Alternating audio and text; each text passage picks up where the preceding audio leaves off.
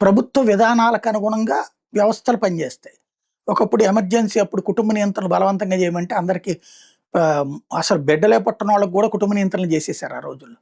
తర్వాత అప్పట్లో ఇద్దరు పిల్లలకి మించి వద్దు అన్నప్పుడు, ఇద్దరు పిల్లలు అవ్వగానే ఆపరేషన్, ఆపరేషన్ అని వెంటపడి మరీ చేయించేవాళ్ళు. తర్వాత ఒక్కళ్ళకి మించి వద్దన్నప్పుడు అట్లాగే జరిగినాయి. ఇప్పుడు ఆస్పత్రుల్లో ఇద్దరో, ముగ్గురో అయ్యారు. ఇద్దరు ఇదే ఒకళ్ళు అయ్యారు నాకు చాలు అని ఎవరన్నా పేదలు గనక ఇప్పటికీ ఆస్పత్రుల్లో మధ్య తరగతోళ్ళైతే కుటుంబ నియంత్రణ ఆపరేషన్ ఇయన్నీ గూడా ప్రైవేట్ హాస్పిటల్‌లో చేయించుకుంటారు.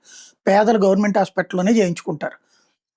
చేయించుకునేటప్పుడు ఇదివరకు ప్రోత్సాహకాల కింద డబ్బులొచ్చాయి. ఇప్పుడు ఆ డబ్బులు ఇవ్వట్లేదట. పైగా ఆహ్, ఒకళ్ళే ఉన్నారంటే గనక ముగ్గురు, నలుగురు గనుమ్మ అప్పటిదాకా నీకు చెయ్యమని చెప్తున్నారట ఆపరేషన్స్ గవర్నమెంట్ హాస్పిటల్‌లలో. ఇది అవునో కాదో తెలీదు. ఇప్పుడు వినబడుతున్న ప్రచారం. ఒక్కసారి వైద్య ఆరోగ్య శాఖ మంత్రి గారు క్రాస్ చెక్ చేసుకోవాలి. వాళ్ళకి మనం మోటివేట్ చేయక్కర్లేదు ఇద్దరో, ముగ్గురో వద్దు అనేటటువంటిది. అంటే ఇప్పుడు ఎంతమంది పిల్లల్ని కనమంటే అంతమంది కనమంటున్నారు గాబట్టి, మేము ఆపరేషన్ చెయ్యమంటే తప్పు. వాళ్ళు ఒకళ్ళనే కంటామంటే ఆపరేషన్ చేయించుకుంటామంటే చేయించేయాలి. కుటుంబ నియంత్రణ ఆపరేషన్.